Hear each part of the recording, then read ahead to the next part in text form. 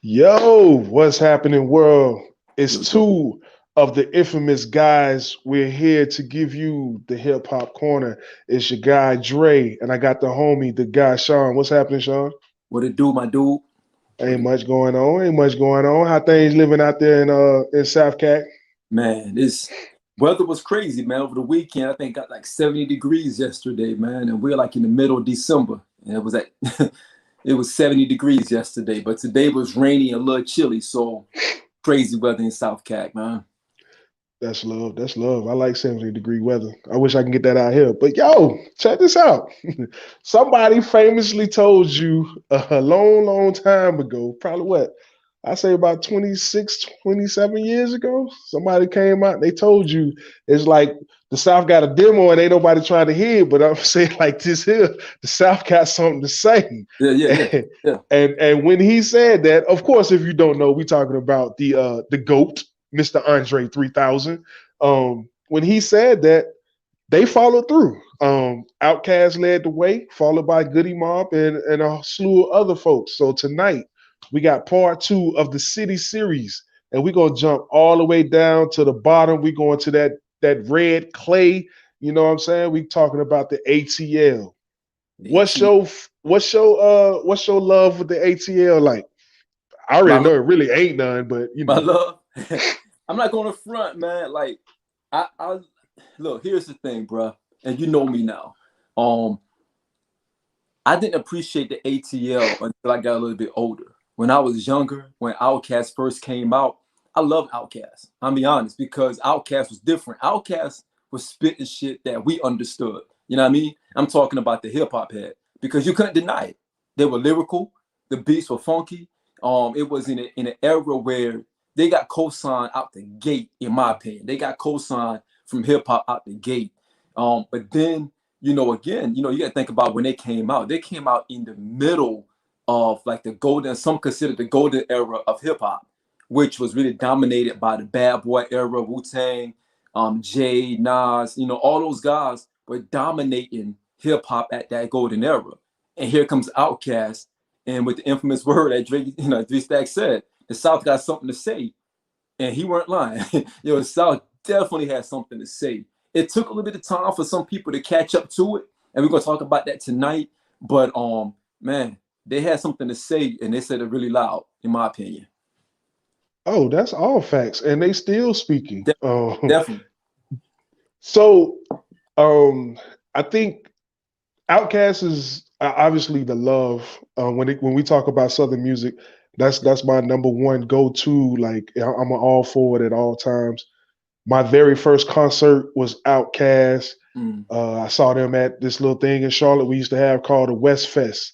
My best concert that I've ever been to was Outkast. That's when I saw him at One Music Fest along with the entire Dungeon family. So you Mm-hmm. had what up, homie Stacks? What up, Sporty?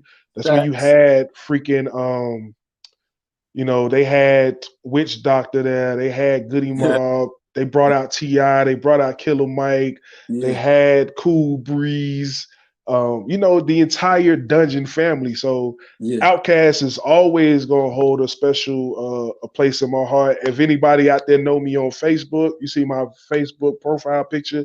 It's a picture of the ATLian CD cover, not the album cover, the Yeah. CD cover.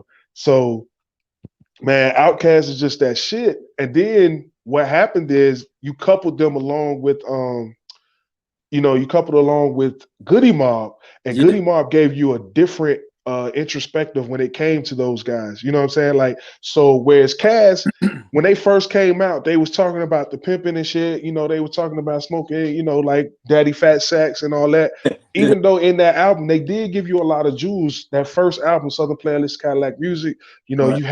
you had things like Get Up and Get Out, Get Something, something that was still motivational, but it didn't compare to what Goody Mob was talking about. Right. Goody Mob came in, they started talking about the New World Order. They started talking about things of that nature. They talking about feeding your soul. Soul Food is not an album about eating good. You know what I'm Right. saying? I Right. know everybody want to listen to Everybody want to listen to him when he talk about a heap of helping the fried chicken, macaroni and cheese, and collard green too big. That's not what you know what I'm saying. What they actually talking about is they trying to talk about giving you some knowledge and really expanding yourself with growth and Right. becoming a. And they was speaking primarily to young black men in the South because we didn't have nobody that would speak to us on that level. So it was giving us the same game that Nas was giving, but it was giving it to us with a little country accent, you Right. know, with a little country twang to it and with a little country bounce in the beat or whatever the case may be. Absolutely. So Absolutely. I think that, and to your point, man, again, during that time, I couldn't appreciate it as much as I appreciate it later on. Because just like when some people say that, like a Rakim was not in their vein during that time when he was coming out because things he was talking about, people couldn't understand that. Same thing for a lot of folks who was around from our way, where we weren't really getting into that Goody Mob at that time. Because you got to think, man, again, this is like what, 95, 94, 96. This is during the time you're talking about the Wu-Tang flag was waving high. You know what I mean? You had Meth, you had Ray, you had Ghost, you had Wu-Tang as a whole. It was so difficult for us to kind of like get past that. For me, during that time, anyone who knew me back in the day, you cannot tell me I wasn't a member of Wu. So it was tough for me to step outside that box and appreciate Goody Mob at that time. I've always appreciated Outkast, but it was hard for me to appreciate Goody Mob or even Cool Breeze or anyone else that came on after that during that time. Because again, the South, their sound started out from a funky sound. And if you remember, Dre, back in the day, like when Funkadelic kind of hit the West Coast, right? And we got a taste of that P-Funk era of hip hop, right? And then that era wasn't really that long. If you think about it, if you really put it in perspective, that era probably lasted about 3 or 4 years, maybe. I And wouldn't say it lasted that long. I'm giving it like the high end of it was about 3 years, maybe P-Funk era. And then Outkast came out with this totally different sound, with lyrics. And again, the ignorant, I don't say the ignorance, let me back up. The arrogance of hip hop, New York hip hop, the New York rappers and fans, the arrogance of saying, man, what them country bunkers talking about down there, you know what I mean? Now, And so that's what that's what I was going to say. I was going to say it speaks more. So the fans, we kind of get it. Like New Yorkers are New Yorkers, but what really hurt was the rappers from New York. Because right, even if you listen to them today, I know me and you, we always talk about the shit we listen to on Sirius XM or whatever. But right. LL has a skit on Rock the Bells Radio where he Yeah, talks about Outkast and Goody Mob, and he was just like, "Yo, I wasn't feeling them guys at first. I didn't know what the hell was going on." right, And he was just like, I just like you, I had written them off, but then as I got older, it's like, oh no, they motherfuckers spitting. You know what I'm right, saying? And right, then the same thing with Jay-Z. I want to say for whatever reason, I think Jay-Z said it on an actual album. He was like, yo, what I don't know what the hell they talking about. What are these guys doing? To the point, and it went forward, and he was like, nah, I gotta have these guys on the album. But Dre being Dre just like, nah, I ain't fucking with you.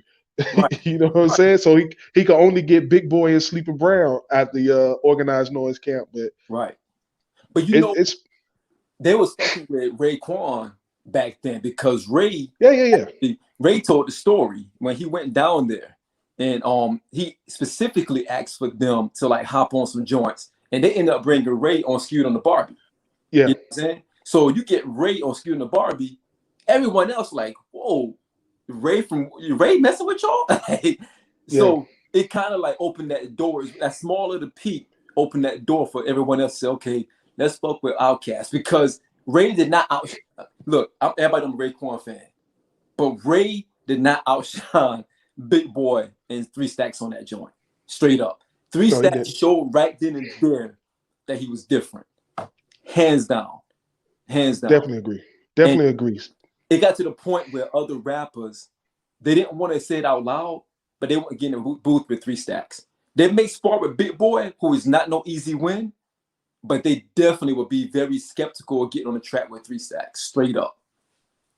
I think that also was the time because on that same album they had Slick Rick, and this is what I felt like, kind of like Rick Ross, and everybody always says your idols become your rivals because Slick Yeah, Rick was everything to Stacks, and when he got on that, it just was not happening. Like it did. Stacks just Yeah, showed his ass, it you know what did. I'm saying? And that, I'm always say Stacks because I like Big Boy. Don't get it twisted. Yeah, But yeah. when we put them side by side, it's just It's yo, different. it's like it's It's like different. um it's like he's MJ and then uh Big Boy is like Will Purdue or something. Nah, Like that's how nah. I be feeling, Don't man. do that, All man. right, I'll give Don't, him Ron don't Hopper. do All that. right, I'll give him Ron Hopper. Big Boy gets busy, man. Big Boy more like a like Bill Cartwright, man. He I'm gonna give him Will Purdue. He more like Cartwright. Nah, but Big Boy gets busy for real because I remember listening to I go back to the first CD, Southern Player Music. I think the biggest thing I said you right, you're right, you're making a point, man. You're bringing it back home. um, Big Boy to me, when he spit on that Hootie Hoo joint. And Dre, confession, that was one of the first rhymes I recited, that Hootie Hoo, because that was my joint. My homeboy, he put me on that song. He was like, yo, listen to this Hootie Hoo joint. And I heard that bass, doom, doom. I'm like, oh shit, what about to happen? Yo, I remember yo, he was killing it. And I was like, oh, I got to pick up on his flow. You know what I mean? So I think that Big Boy, he handled his own. But again, out the gate, that Stacks was different. And there's nothing wrong with that. You just know at the gate he was different. So transitioning from Outkast and Mobb Deep, fast forward, and we're going to take it back Who again. the fuck is Mobb Deep? Why are we're I mean, not talking about Mobb Deep? Outkast. Now you see how I Outcast feel. and Goody, Now you see how I Outcast feel. and Goody Mob. Now That's you what we see how doing I live feel. on air. We live. We're My live. bad. But you see how I feel like you did last week. But anyhow, so I was going to get you. But no, transitioning from Outkast and Goody Mob, and transitioning to let's take a quick jump in the time to the present. The sound has evolved in Atlanta in a way, right? It went from that dungeon music sound to what we hear now. As a big fan of not just the Southern music culture, but also just a fan of music, period, do you think that Atlanta is in good hands right now, as opposed to the golden era of Atlanta? Yes and no. So the reason why I say yes and no is because if we're talking about mainstream hip hop and we're talking about what the youngers are listening to, they definitely are. If we're talking about what I personally want to listen to, absolutely not. Yeah, However, there are pockets that do touch my soul, but the pockets that touch my soul are heavily influenced by the organized noise era. Because when you listen to Future, obviously he's a descendant of the Dungeon family, so he has a different perspective. But right, when you listen to Future, you can hear the Dungeon family influence. When right. you listen to Saha the Prince, you definitely can hear the Dungeon family influence. Um, and I would go as far to say, even with the Crunk, that era, there was still some Dungeon family influences. And so with that, although Young Thug can talk all the shit that he wants to talk, he is clearly influenced Right. by Stacks. I think personally he's influenced by Stacks, and I think that's why he made those statements that he made not too long ago. Um, but when you talk about the dance part of it, no, that's not organized noise, and that's not nothing that I necessarily want to listen to. So Right. that's why I say is yes and no to that answer about it being in good hands. Yeah. Um, but I do know that for the youngins, Atlanta hip hop is definitely what is popping. But for Yeah. a head like me that want to hear the lyrics, no. I think there's a very few minimum amount of lyricists that's from the Atlanta. I think you have Killer Mike. I Yeah. love I love what he's doing with Run the Jewels. Of Definitely. course, you still have Ti who can do his thing every now and again. He has yet to put together a solid project. Not Yeah. in the past few years, but he's still a spitter.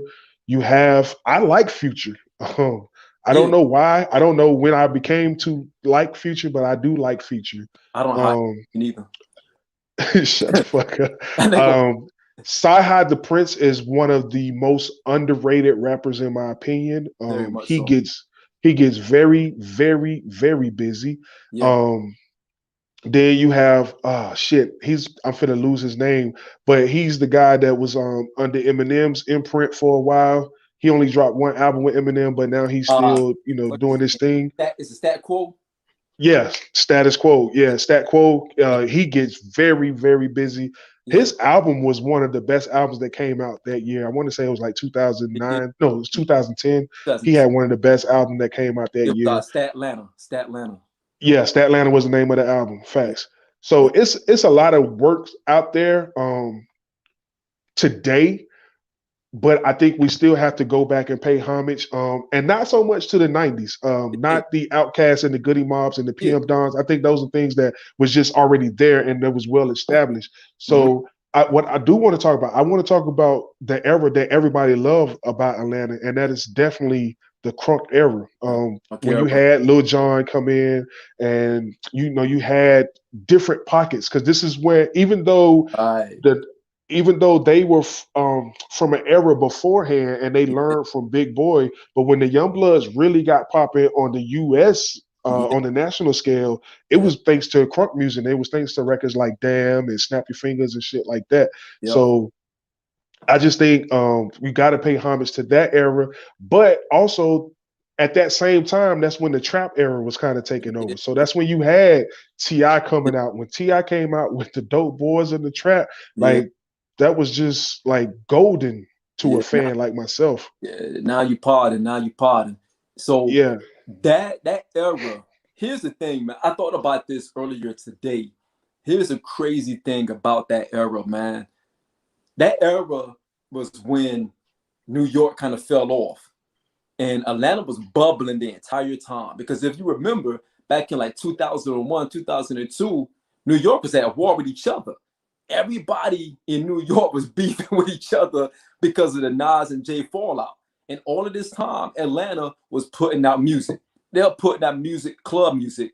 New York was putting out a lot of diss records. It was a lot of records that were coming out that was aimed at each other, while Atlanta was coming together, making really good, strong party music, club music, crunk, trap, etc. So then 2003, 2004 was like an explosion where you had T.I., Jeezy, even Young Jock had a small little run.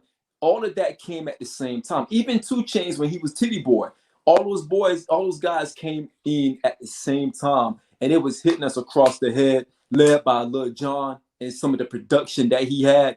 The South start running shit like crazy. And again, at that time, me being very biased, I was like, yo, these niggas are sounding pretty hot right now, but I'm not going to say it out loud. You know what I mean? Like, and I was stationed in Savannah, Georgia, at Hunter Army Airfield.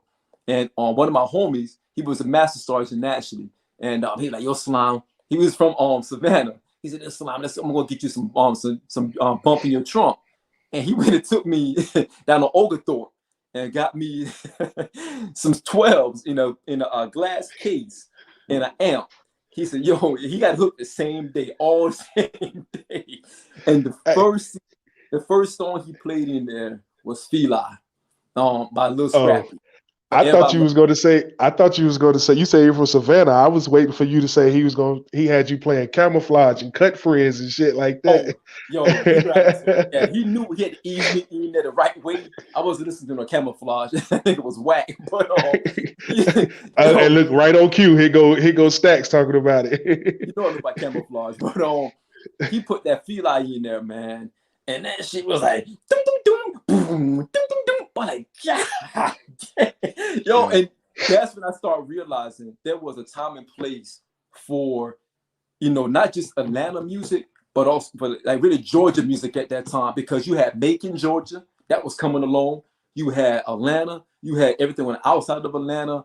That music was very critical during that era because again, you got these knuckleheads up in New York battling each other. Now realizing our brothers down south in Atlanta was making some hot shit for the clubs. So I agree. But the thing, I guess, reason why I wanted to stick with that era a little bit longer, is because that era was so diverse in Atlanta music. It Because, was. like I said, you had Ti. That's when Ti was really, really spitting. You know Yeah. what I mean? But then you bring in his counterparts. You bring in Jeezy and Gucci, Goo Wop. You know what I'm saying? The winner of the verses. I don't care what you Yeah. got to say, Fact.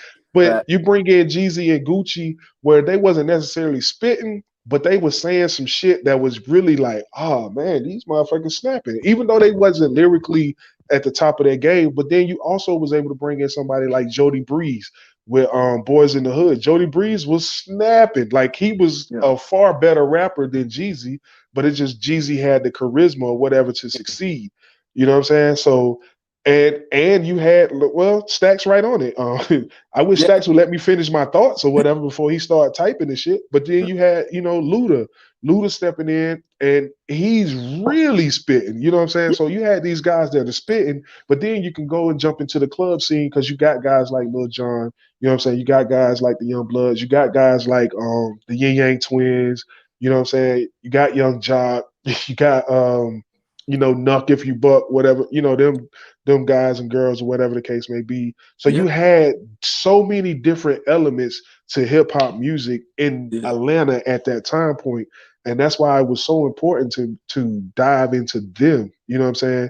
But also what was popping was the production scene. So the Man, production scene was just so great. it's And you had it, and that is the production in Atlanta is the reason that Fat Joe is successful on a national level. absolutely, absolutely. He he jumped on that bandwagon early, and don't forget Jadakiss. I Jadakiss was gonna say Jada and Styles. and Styles. And Yeah. honestly, I bought Lil Jon CD because Nas was on the last song. And Mm. Jada brought Nas on the grand finale. It was Grand not finale. Yeah. Jada, Ice Cube, Ice Cube, T.I. T.I., and it was Bun B. Bun B kicked Yeah. it off. And my homeboy was like, yo, Nas is fucking with Lil Jon because Lil Jon did a couple of songs on the Bravehearts album as a favor. You know what I mean? Quick to Back Down, and some other joints he did on that album. And he was like, yo, man, watch out for this joint. And that's when I started fucking with Lil Jon off of the strength of that. And I was like, yo, the 808s and this shit is crazy right now. And just the way Lil Jon helped New York rappers sound during that time. And not just, he wasn't just fucking with just Atlanta. He was in Houston. He was on the West Coast. He was everywhere, and everyone was rocking to that Atlanta sound. That's when you knew right then and there that Atlanta had took over. That's when you So knew it changed. do you have a I know you didn't listen to it as much as I do. Do you have a favorite artist? One from the trap era and two from the crunk era. Yo, Jim, my bad. Can you repeat that? Somebody was calling I me. I say, do you have a favorite artist from the trap era? One, and then two, do you have a favorite Hold up. artist from the Hold up, crunk Jim. era? Hold up. Well, while he fixed that, I'm gonna go ahead and talk about my favorite artist. My favorite artist in the trap area, I think it's too easy. I can't really even go much deeper. It's easily Ti. Ti was he was just ahead of his time with what he was doing in Atlanta at that time period, and we've already spoken on him to an extent. And then during the crunk, I'm not gonna say I necessarily have a favorite during the crunk. Only reason I say that is because Lil Jon was really running it. But if I had to put one artist, it was the guy. I don't know how many of you all remember him, but the guy Bo Hagen. He was down with Lil Jon. He did a Yeah. couple tracks and he had some mixtapes and whatever. But Bo Hagen, he had a voice. Like I always talk about Pimp C's voice. Pimp C had a voice that when he got on the track, it was just like, yo, you knew what it was, smoke some bitch. You know what I'm saying? And Bo Hagen, he had that same type of voice. And when Bo Hagen came in, Bo Hagen really was on that crunk wave. And that's who my favorite crunk artist would have been is Bo Hagen. So, hey, can you hear me pretty clear, man? Yeah, I hear you the whole time. It's like somebody tried to call me, and like now I hear like a lot of static on your side, but it might just be the way it came through with the phone. But you asked me what was my favorite artist, Trap artist and rap artist. and trap artist and your favorite crunk artist. I think it was for me, Jeezy, definitely Jeezy. I remember I was on recruiting duty, man, and GC had just dropped his mixtape leading up to his main album. And and I remember a lot of those songs on that first album was on that actual mixtape. And when I said it was going hard, it was, and I thought Jeezy was corny because you know I hate that song So Icy. That was the first time I actually heard Jeezy was on So Icy, and I hated that song with a passion. But when I Listen, heard, man, can when you I heard stop doing So Icy like that? So Icy is a strip club classic, it's man. So Icy, a Trit Ash, man, and I just thought that what Jeezy was going to be, and I heard that mixtape, man. I heard his first CD, and I was like, yo, this shit goes hard. I mean, it wasn't like he was spitting like that. He's not a spitter like T.I. by no means, but just his delivery and his confidence and his swagger, it was, to me, that was like that was to me that was the core of trap music. Now Ti will always get the credit for having trap music. You know what I mean? Because Ti made it. He was the first one that talked about it for the most part. He was the first one that made trap music what it is right now, right? But to me, I think Jeezy took it to a whole different level because he was talking that slick talk with that trap music. Ti was more like Ti real savvy. He a savvy lyricist, very savvy. Jeezy more gritty. You know what I mean? He's like, yo, he's gonna give you what you can understand. T.I. may talk around it in his own T.I. way, but Jeezy's gonna go straight directly to it, if that makes sense. Nah, that totally makes sense. But I think that's partially because of Ti's run that he had. So, a lot of people don't know when I'm Serious came out. He was signed to Ghetto Vision, a subsidiary of um, LaFace Records or whatever. Right? And so LaFace Records, Yep. yeah. And so they were like, "Nah, Ti is not it." You know what I'm saying? So yeah, he's definitely the originator.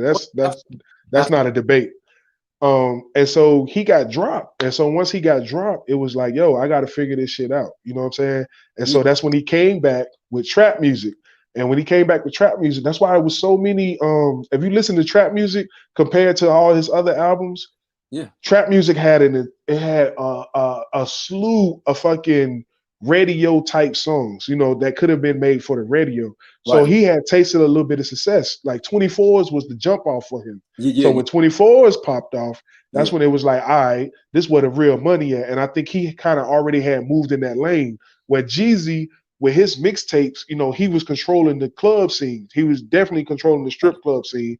And, he was moving with BMF at that time. So it wasn't a big Right. need to, Right. really jump off in the money game like that. Right. But after a while, it was like, that's when you see Jeezy start to calm down and he became a little bit more savvy. But at the beginning, like 102, 103, like it was none of that. It was just Jeezy, he gonna talk his shit. It was raw, yeah, and he got co-signed by Jay early. You know, what I mean, his first Yeah. album, he got Jay on his first album.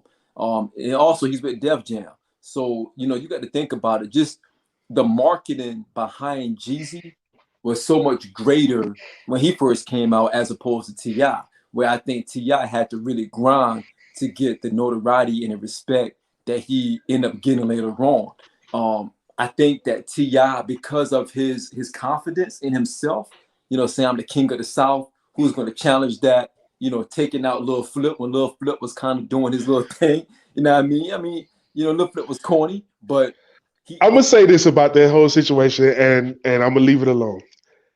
Listen, T.I. is a buster for that. And this is why I say this.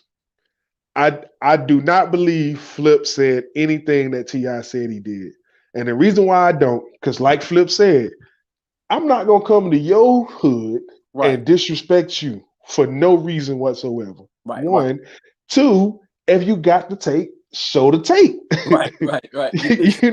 Like Flip has really been on that. Like, yo, if you got the tape, show the tape. If you got the tape saying, well, I'm talking shit about you, Right. and then the way Ti tells it about what actually happened at the birthday bash. For y'all that don't know, what Ti said happened was Flip was backstage talking shit to Tiny and Yeah. Candy about him. And then he came on stage and was like, "Oh, I'm going to show y'all the real king of the South," or whatever. He said something to that nature. But nobody knows, nobody that was at Birthday Bash that year recalls him saying anything disrespectful to Ti. Um, Yes. so Yeah, I feel like he pulled the 50 Cent move. he He definitely. just used some beef to bolster himself. Yeah, But that's all I'm gonna say about that. I just don't definitely. like that shit. Let me ask you this, man. So I know we talk about the heavy hitters. We talked about T.I., Jeezy. We talked about Outkast, Goody Mob, etc. We haven't said anything about Jermaine Dupri's contributions to the Atlanta sound as well. And I share that because I don't think the Atlanta hip hop scene works well without Atlanta R&B as well. And here's why I say that. I think that the hip hop culture in Atlanta uh, intertwined with R&B because you have someone like Usher who came out and really fused in more of a up tempo R&B type feel with some hip hop vibes to it. I think that also helped Atlanta really killed it too because he was always representing peace up, A-Town down. You know what I mean? Like he was always representing that, and Jermaine Dupri was critical to that as well. Um, I don't give Jermaine Dupri too much credit because, and the reason why Damn. is Atlanta. No, he's great for what he has done, but when it comes to the Atlanta sound, I don't think he deserves too much credit. And the reason why I say that because you got to look at what got JD popping. What got JD popping was one, he was dealing with Chris Cross. That's when it started, and then Yeah. after that it was TLC, and then after that it was Escape. He didn't get with us till after Usher already had kind of blew with his first album, You correct. self-titled. Um, so, and then you got to also think a lot of people, because New York is a very big city. You know what I'm saying? They got a lot of people in that city. Where Atlanta is still country. It's a city, but Atlanta country is fuck. I forgot what school it was, man. There was one school. There's a high school in Atlanta. At the same time, they had all three of TLC members going there. Keenan and Kel went there. Yeah. Yeah. Um, Yeah. um, Andre and Big Boy went to the same school. I think it was a member of Goody Mob. I'm not sure which one, but it was like CeeLo or Big Gip. One of the outside members. They went to the exam. All these people are in the same school at the same time, and Yeah. then so that was and Usher. So it was just speaking to the fact of what was already being built and what was already bubbling. I think JD just kind of capitalized being at the right place at the right time. I don't think he was an engineer of an Atlanta sound. Like when you listen to other artists, I personally don't feel like you hear a JD influence. You're Yeah. right. You're right, Randy. It was Tri Cities High School. I Yeah. don't feel like you hear a JD influence, but I do give JD credit for what he did do for Atlanta because he did make people pay attention to Atlanta as a whole. You know what I'm saying? More so R&B because remember JD was doing a lot of records for New York cats too. 'Cause remember JD Yeah. actually he produced that Harlem World album with Mace and Mhm. Huddy Combs and Baby Stays. That was whack, but that was horrible. But that was under So Def. So JD was more so messing with a lot of artists from up top. I mean, even with Jay-Z, Money in the Thing, and with Nas, and even he was just really on more of a New York scene from a hip hop perspective, as opposed to really working with Outkast. You got to think about it. JD has no records with Outkast.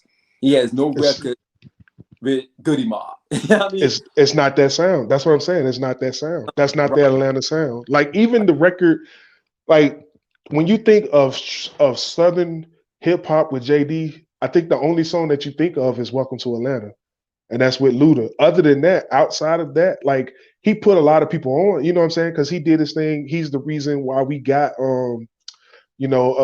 Never Scared. You know what I'm saying? That was under So Def imprint. He is the reason that we got Lil Jon. You know what I'm saying? Because Lil Jon was actually an intern starting off at So Def, and he started producing under So Def, and that's how he expanded to Too Short and it excelled. But as far as him putting his imprint on Atlanta hip hop, I don't think it's there. I think Too Short has done more for Atlanta hip hop Oh wow. than JD. Let me ask you this, man. Like, who you think has the biggest influence of Atlanta hip hop? Like, if you think about the West Coast, you always, immediately think of Dre. You think of Dr. Dre having the most impact of West Coast rap, right? West Coast hip hop, rather. When you think about New York, you think about Puffy and his grip on New York rap, hip hop. Who you think has that kind of influence in Atlanta, at the biggest influence in That's easy. Rico Wade. For Mm, those who don't know who Rico Wade is, he is the originator and one of the founders of the Dungeon family, also Organized Noise. mm, Um, that is what brought to you Outkast, Goody Mob, Cool Breeze, PM Dawn. That's what brought to you the likes of Future, mm, um, Young Bloods, all of those guys, you know what I'm saying? That's what it brought to you the entire ghetto vision. That's why you got KP the Great. If you don't know who KP the Great is, he's a DJ slash producer. He's the one who went and found T.I., you know what I'm saying? But KP got his start in the Dungeon family. Rico Wade, in my opinion, I don't know what everyone in Atlanta would say, but in my opinion, Rico Wade is the godfather of Atlanta hip hop. mm. That's interesting. That's interesting. Again, someone being on the outside, not having a lot of ties to that area, I would automatically, I would definitely give credit to Dungeon Family, but I wouldn't have thought about Rico Wade. I wouldn't have got that much into the weeds and think about Rico Wade. So that makes sense, man. That's parting right there, fam. I ain't gonna front. I would never thought about Rico Wade. I would just think on the surface of Dungeon Family and what they've done in Organized Noise, to be quite honest. Cause that's where I Man, begin. you gotta think one of the biggest records to ever, and it doesn't matter what city we're talking about, although it's an R&B record, one of the biggest records to ever come out is Waterfalls, right? TLC joint. Yeah, It won like so many awards and yeah, it sold so many. That's Rico Wade. right. That was Rico Wade. That was Rico Wade. Him picking the instruments, him putting it together, him composing. That was his pen. With the exception of Left Eye when she rapped, that was Rico Wade, man. Right, Um, right. I think Atlanta is just so rich with music, man. Period. You're talking about LaFace, being, just stationed out of there. You're talking, like you mentioned, Rico Wade. You just talk about some of the most prominent producers, um, you know, that we know to this day, actually based out of Atlanta. And then for the longest, we think about it, a lot of people migrated down there as well. It became like the new hub, or like the new Motown, if you will, of music, not just hip hop, but music. And I think that's the benefit of Atlanta hip hop early on, because you had so much R&B influence and so much melody and so much sound, that really benefit a lot of those artists at that time. Like, you go back and you listen to a Mobb Deep album, and you don't just get a true hip hop album, you get a great musical album. You get songs like Babylon, where just, if you listen to the lyrics and you listen to the harmonizing, and you listen just to the vibe of that music, you don't have to be in a club, getting crunk, because you're getting everything you want. You're getting like a buffet of different flavors of music that you can vibe to. You know what I'm saying? If yeah, you want to get, and you've been you're in the military right now, you've been overseas. When they play something like Nuck If You Buck overseas, everybody in the club is going, even foreigners who don't know mhm. anything what's being said. It's just the energy around that music made you go crazy. So just imagine up top, you playing Annie Up every other record, right? Imagine having every song with that same energy, Energy. Yeah, different people. You know what I'm saying? It just it was a vibe, man. I Still, think I think that credits. So it's something that little brother they always spoke about. The thing about the South is we had to listen to everything because we didn't have our own for so long. You know what I'm saying? We had the Ghetto Boys in the late 80s when they first came out. UGK came out in like 92. But mhm, even then, I love Houston. I love H Town rap. You know, I'm a big fan. But the thing is, I think they only spoke to Houston. You know what I'm saying? Like we can understand it because we're Southern, but when you really break them down, they speak to Houston and Houston only.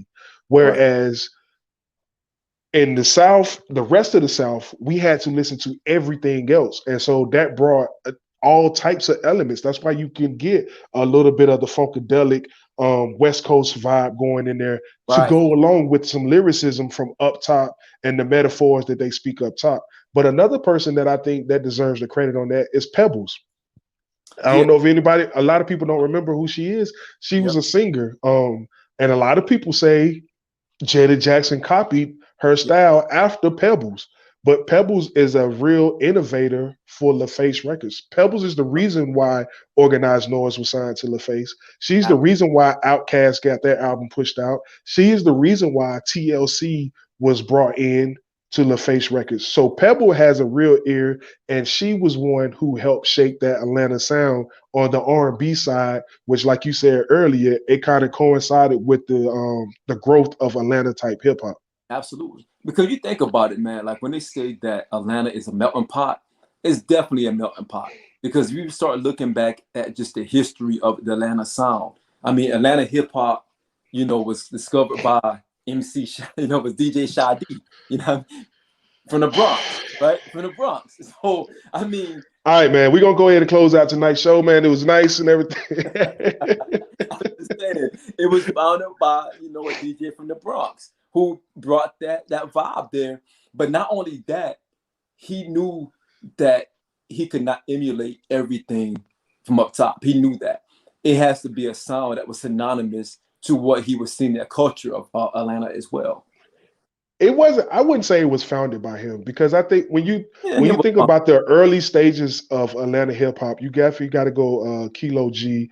You definitely have to think about what the base Miami influence had. Yeah, You know yeah. what I'm saying? You got to think about what Booty. Freaknik brought to it. You know what I'm saying? Because that's what it was. It was all about, at that time when it was first getting popped off. It was all about, we just want to see some ass shaking. You know what I'm saying? Like we just want to facts, sporty. Like I'm finna kick him off, man. You want to come on? If you want to come on, hit my inbox right now. I'll send you the Your link, and we Brandy can from kick him off. your Brandy from But is he from Atlanta? Is he from Atlanta? no, Sporty's actually from he's from Chuck. He's from Charleston. So Oh, okay, that's even worse. All right. hey man, chill out, bro. I done told you guys. Like, hey, we riding on New Yorkers tonight. My bad, Sporty. Becca, we coming for you too, Becca. My but bad. but yeah, man. So it's all it was all about shaking that ass, and you got to Yeah. think about the influence that Freaknik had at the time. So that's why you had songs like Shorty, Swing My Way, or Right. that Bankhead Bounce shit. You know what I'm saying? Like it Easy. wasn't shit that nobody. Yeah, Yo, yeah.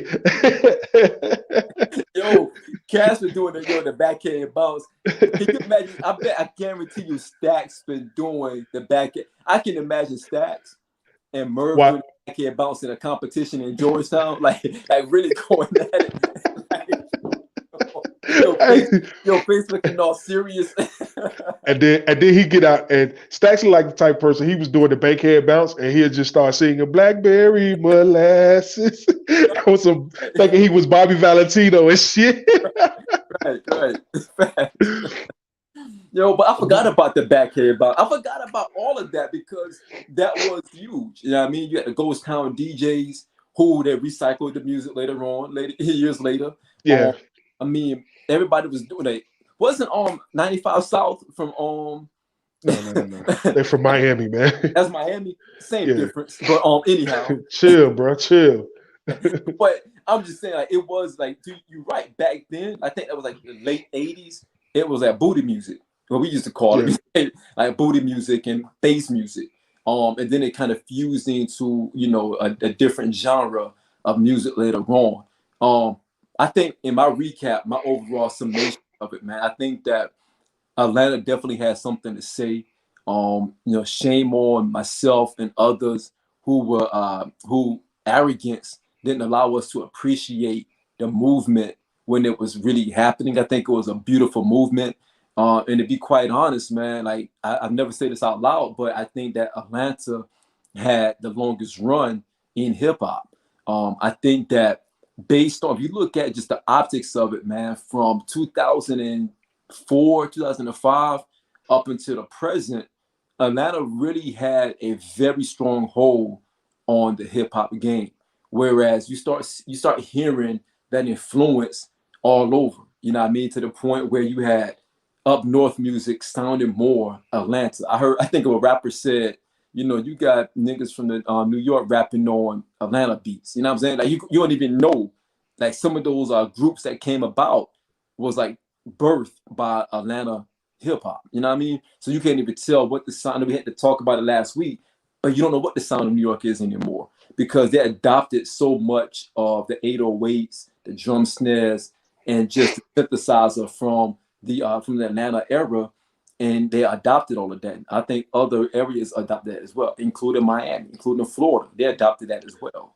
That's what I was about to say. I think that has just moved to hip hop. Period. I Mm. think hip hop is what Atlanta was in about. I'm not gonna say the crunk era, but I'm gonna say about '07, '08 when you had Yeah, the likes of Soldier Boy come out.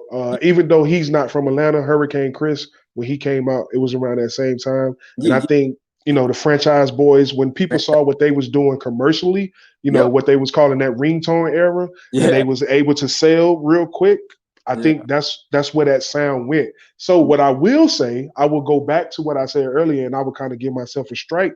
JD was influential in that, because he was making what the Franchise Boys was, he was giving them right, that sound and he was making them hot, and that kind of bled over to what you hear now. I think now though, I think hip hop is just one type. You know, it's either you're either a lyricist or you're a party goer, and right, there's no in between. And that's what you're gonna get. You know what I'm right, saying? So, and it's weird to us because the things that they listen to for party music, we like how. Like when I first heard Rich Homie Quan and he was like the yeah, lifestyle, I was like, what the fuck? Like yeah, it's whack. that's all I understand is lifestyle. But I will say, going to Revolutions in Hinesville or going to Malone's in Right, Savannah, right. like that shit was riding like for the club, and everybody loved it with the exception of me because I'm still trying to figure out to this day. I don't know what he's saying, and it kind of pisses me off when I hear that song or whatever. You know what I'm saying? I know. That's how there's your Future. I mean, Future was, you know, like Percocet. You know what I mean? Nah, I can understand. I can understand Future, man. I really fucks with Future, man. Yeah. And even Two Chains. Two Chains carried that flag as well. Two Chains came out lyrical. I mean, like killing it lyrically. Like it got to the point where you were waiting to hear Two Chains spit on something. You know what I mean? But again, Dre, Yeah, to your point, because music became really tight, you had artists rapping on production that was a little bit different than what the home state actually brought to the table. Because you had T.I. rapping on the Swizz Beat record. You had someone like Future rapping on records that weren't out of base of Atlanta. Then you had someone like Drake, who is a megastar now, rapping on Atlanta beats, but also having an Atlanta vibe, the Atlanta sound. And you also had like other rappers, Timbaland coming down south, rapping, producing Bubba Sparks. So you had so many different things and so many different elements that I thought that was really dope that helped push the culture of hip hop forward. And Atlanta was at the center of all of that when New York, in my opinion, kind of fell off in a way because we were looking for a new sound. Because after the diss era, G Unit kind of came and kind of did some weird things and messed the game up a little bit. Dipset started, messing the game up a little bit because their production was getting away from that New York sound, while the whole time Atlanta stayed true to themselves, and they were able to create a sound that became synonymous with who they were and what we really wanted to hear. so I really want to know. I wish we could have a Atlanta rapper or somebody. I want to know how do they feel about that because I feel like they're staying true to themselves, Yeah, but because it's so commercialized and publicized, it just sounds like everything else. When in true fact,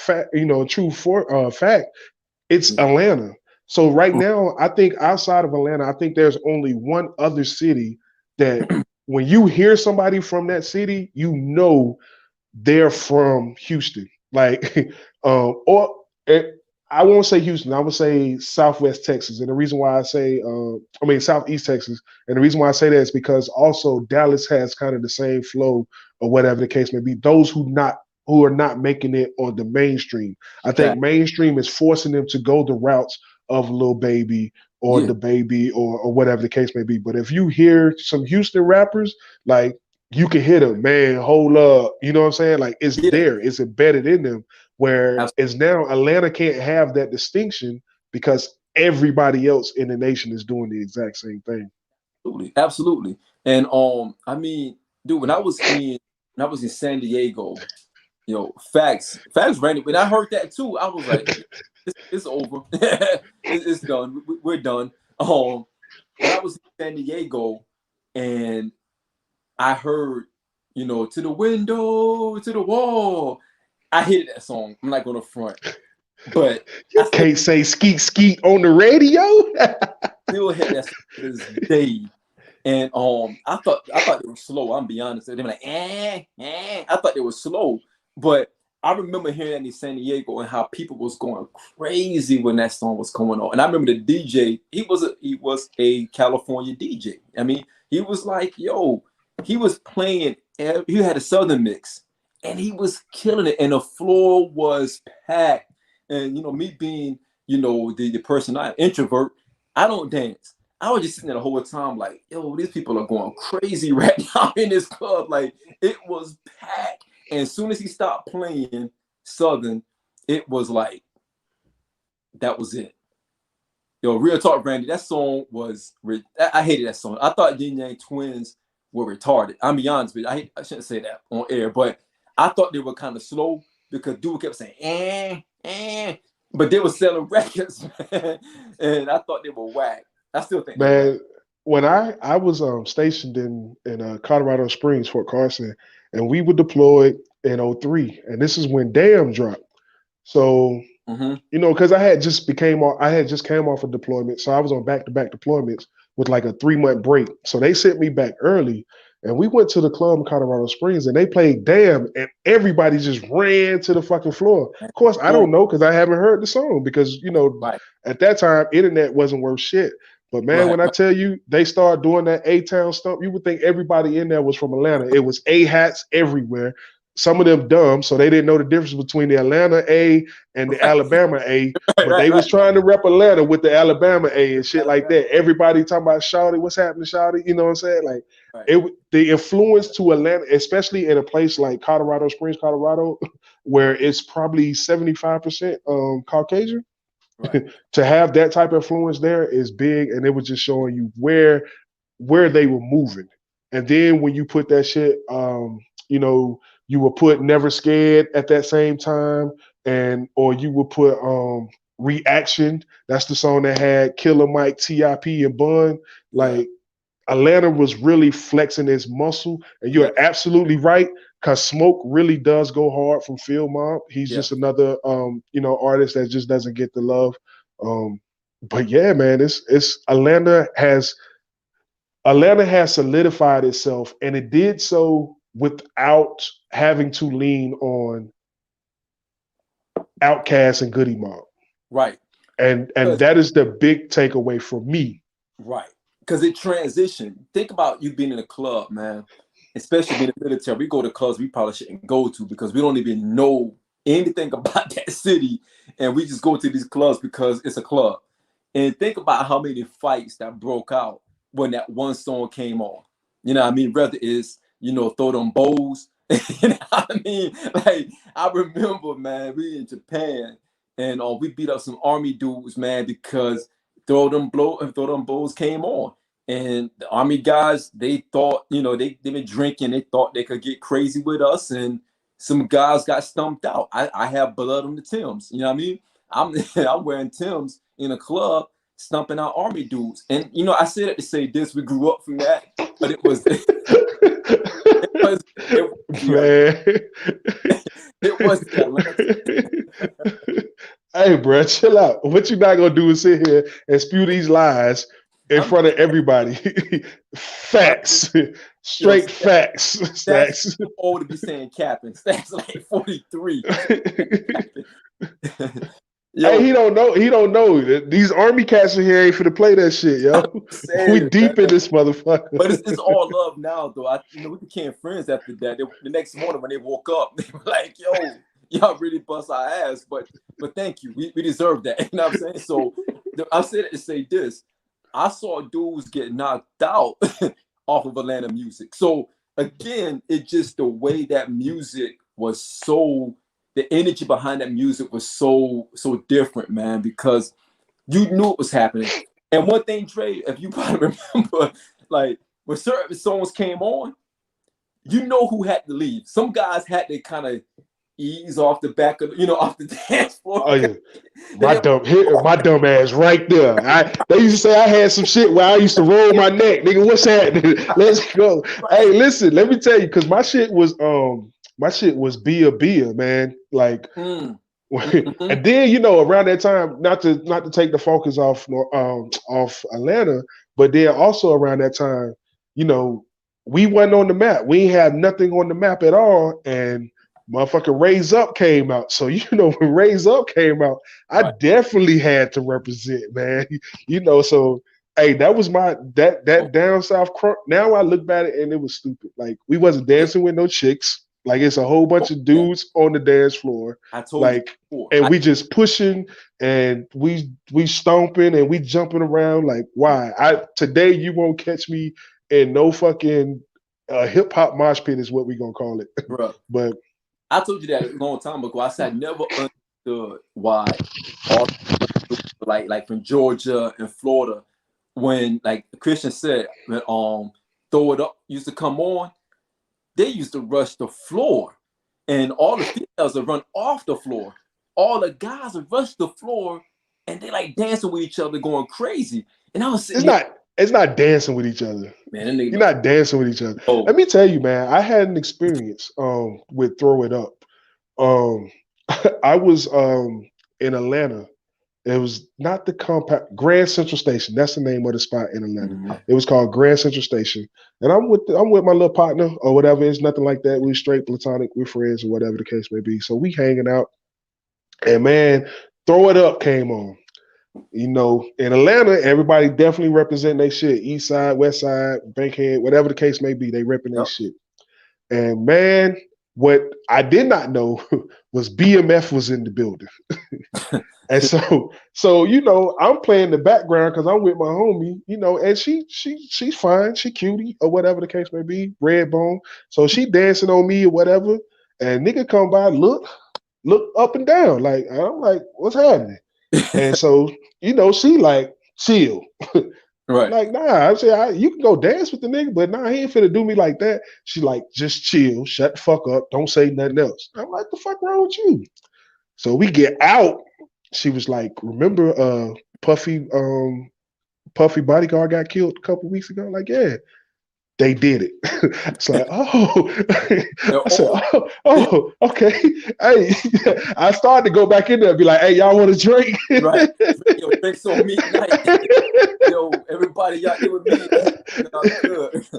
Yeah. Yeah, man. No, I mean, anyone who knows, again, being in the military, the benefit of being in the military, man, is just the ability to go out and just you meet so many people. You literally meet people from different walks of life, and you learn different cultures. And I think for me, I was hanging around a lot of dudes that was from Atlanta, Florida, from Atlanta, just Georgia in general, Florida and New Orleans. A lot of those guys, we were all, we all in the barracks together.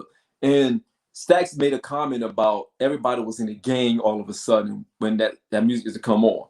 And that's how it was in some areas. Like when I was in San Diego, again, I go back to when I was in actually LA during this time, and we were in a club, and they got real gang shit out there. You know what I mean? Like certain songs come on, you're supposed to exit the floor.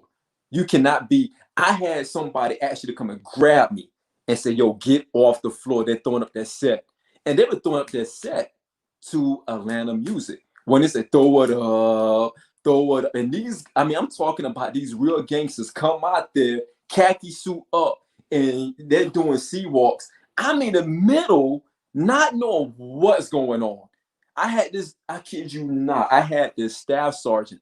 he came running and he grabbed me and pulled me off the floor. He was like, son, you said you was in the middle of like a battle. You didn't even know what was about to happen. So I was just sitting there looking dumb. Hey, you was like, oh boy, off what was that? Stomp the Yard when he was in the middle and they was pushing. Yeah. I don't even know what's going on. And these cats, they come out there throw it up. And I mean, they're throwing it up. They got the flags, cats on it, like they going down. I'm in the middle of all of this, not knowing what's going on. Had a button, this during the time button ups with like the, you know, yeah, your button up shirt, yeah, overly big jeans on. and a Yankee fitted. So I'm sitting there looking stupid in LA, probably about to get jumped by Facts, Rebecca. Facts. The dance floor is a dangerous place when you're playing Southern music, but emphasis on Atlanta music. That crunk era is very dangerous.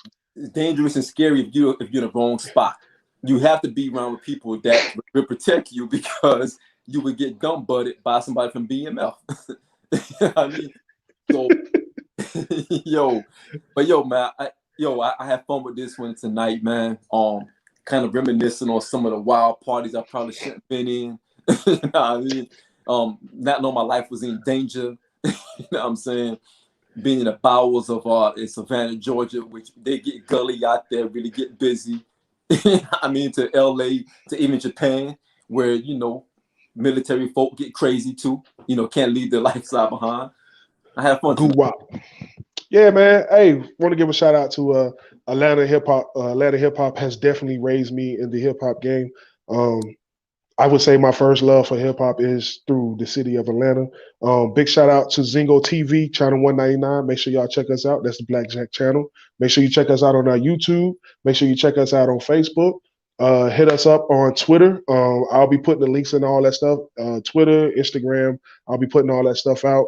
We'll be sending y'all some clips of the shows so y'all can enjoy those instead of having watching the entire hour or the guys watching the entire 2-hour show, whatever the case may be.